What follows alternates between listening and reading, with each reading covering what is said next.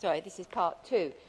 As Mr Rasmussen said, these reports are balanced, though some may be more inclined to quote from the press from one side of the scales than the other.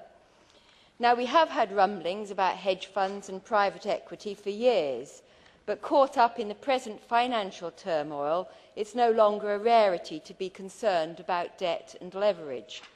However, this does present us with an opportunity to clear the air and establish a comprehensive review that addresses the exposure issues underlying the present turmoil, as well as other risk and debt issues, including those within hedge funds and private equity. The reports do accept that this must be done on a non-discriminatory and principles basis, paying due regard to proportionality. It also needs to be done in the context of international developments, and above all, it must be smart. Now, whilst debt and its proper management is one issue that appears everywhere at the moment, another is that of compensation packages and conflict of interest. Clearly, for market stability, steps have to be taken to ensure that rewards match longer-term time horizons.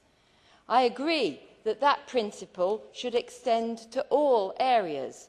This is not to endorse the notion that all private equity and venture capital has asset stripping as its motivation. That is certainly not the best way to turn around a failing company into a profitable, saleable one. Indeed, national laws to prevent asset stripping already exist, but they have rarely been used, so I am not convinced that a European measure would in fact be any progress.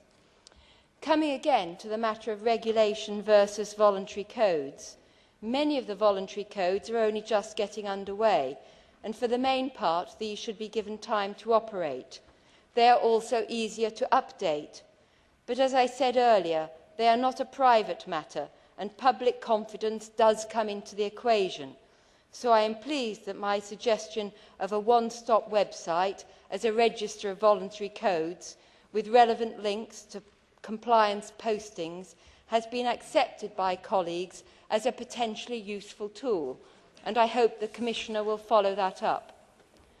When it comes to transparency, it's also important to recognise that the public, investors and supervisors need different levels of information, and that information has to be fit for purpose. Even within the context of professional investors, burying information in what I would call legal spam is unacceptable. Supervisors should have all the information that they need, but care has to be taken in those areas where the information should not get into the public domain. Finally, we have gone into those sensitive areas of securitisation and credit rating agencies.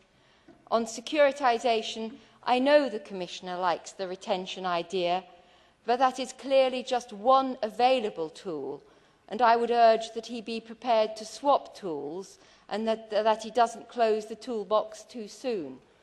On rating agencies, there is a need to get a better handle on many matters, but I do warn against fragmentation from a system of internationally accepted ratings.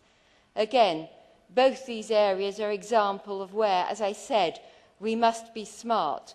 We must be smart ahead of trying to be vindictive. Thank you.